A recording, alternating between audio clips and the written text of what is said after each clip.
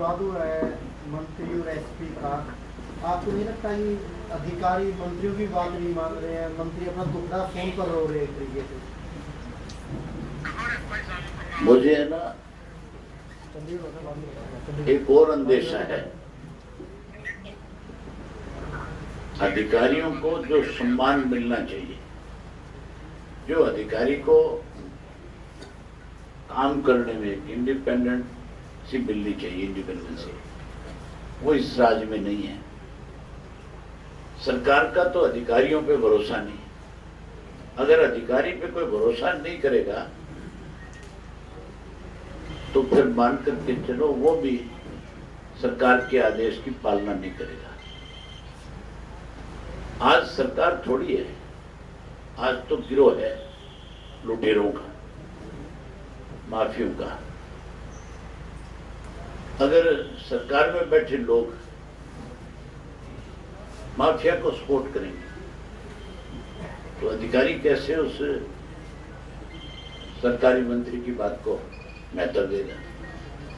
इसीलिए मैंने कहा है कि अगर उस एसपी के ऊपर जो आरोप मंत्री ने लगाए हैं अगर वो सही है तो फिर तबादला कोई सजा नहीं है किसी अधिकारी की। फिर तो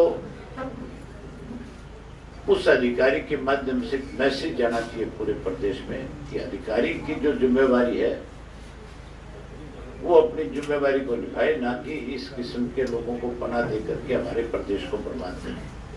इसके लिए उसके खिलाफ सख्त कार्रवाई करनी चाहिए, एफआईआर करनी चाहिए, उसकी जांच करनी चाहिए और अगर उसने ऐसा किया है तो फिर उसको सस्पेंड करना चाहिए और उसको निलंबित करना चाहिए।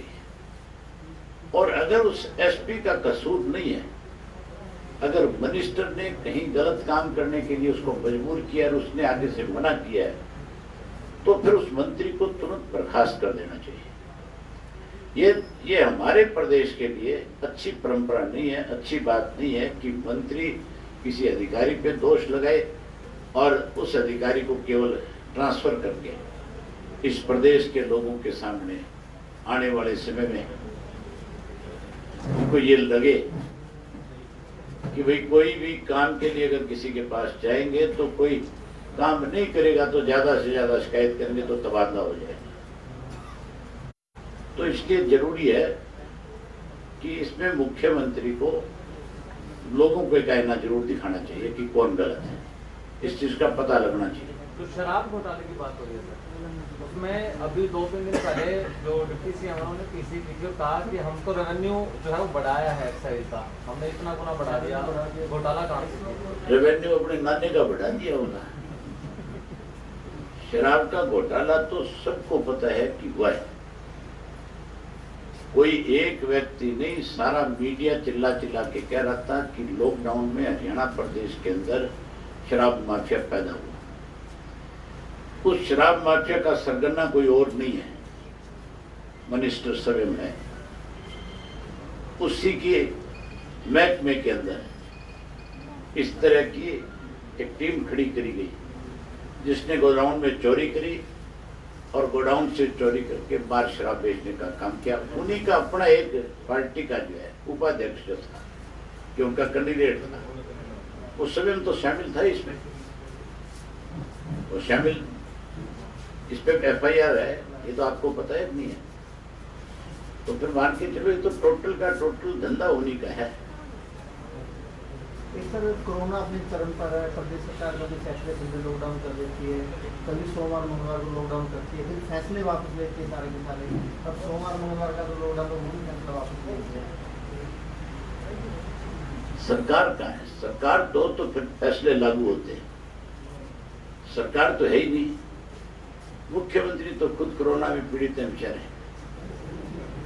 यहाँ जो पीछे जो बैठे हैं उनका तालमेल आपने विधानसभा में नहीं देखा। लगातार पिछले 2-3 दिन से अखबारों में जो आ रहा है वो नहीं पढ़ रहे आप।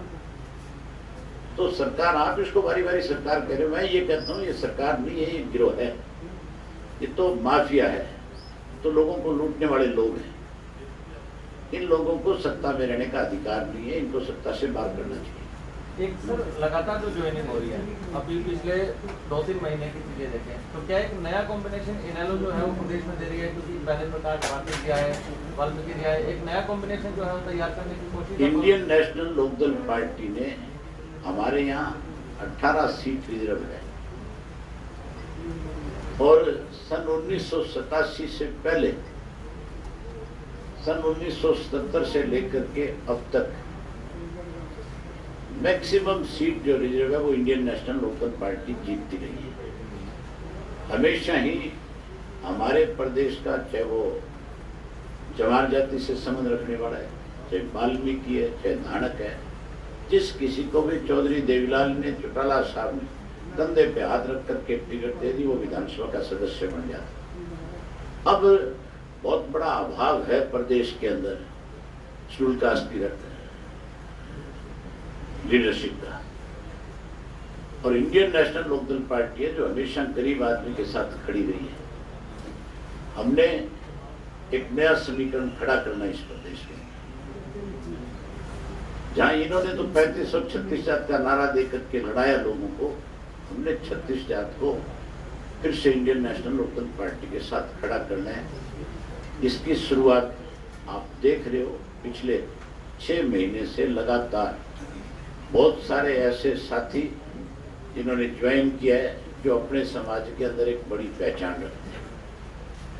आने वाले समय में, आने वाले 15 दिन में फिर आपको ऐसे ही कुछ और साथियों से मिलवाएंगे जिनका भी अपने समाज के अंदर एक बड़ा रुतबा है, बड़ी पहचान रही है। एक राइट टू रिकॉल का जो आपने सर फैक्ट बताया था, उसमें डिप्टी सीएम ने ये कहा बाद में कि 1999 में वो बंसीलाल सरकार ने वापस ले लिया था और तथ्य क्लियर नहीं थे आपके, इसलिए मैंने आपसे बताई थी कि राइट टू रिकॉल जो है ये वो नहीं है। अब आप पता नहीं किससे जाकर के पूछ लेते हो, किसका आकर के फिर जिक्र कर देते हो कि मुझसे पूछ करके हैं। उनको तो विचारों को सारा दिन एक तलब है कि किसी तरह मीडिया के अंदर बने रहे, लोगों में दिखते रहे, ताकि हमें लोग कल को भूल ना जाए। लोगों ने फैसला कर दिया, इन लोगों को बड़ौदा के चुनाव में आप देखना कि लोगों का किस तरह से सामना करेंगे। जो राइट टू रिकॉल की बात करते हैं वो झूठ बोल रहे हैं। ये तो केवल पंचायत के खिलाफ अविश्वास प्रस्ताव लाने के लिए गांव के अगर 50% से ज्यादा लोग लिख करके दे देंगे तो वहां दोबारा चुनाव होगा, उसके खिलाफ अविश्वास प्रस्ताव आएगा। राइट टू रिकॉल का तो नारा चौधरी देवीलाल ने दिया था। उन्होंने कहा था कि मेंबर पार्लियामेंट और असेंबली के मेंबर जो है उनके लिए हो, ताकि कोई भी किसी का चुनाव नुमाइंदा अगर सही ढंग से काम नहीं करता तो उसको वापस बुलाने का अधिकार जनता के पास होना चाहिए। और अगर वो राइट टू रिकॉल लोकसभा विधानसभा के लिए लागू हो जाए तो फिर मुख्यमंत्री भी जो राइट टू रिकॉल की बात करता है वो सबसे पहले दोनों लोगों का शिकार होंगे।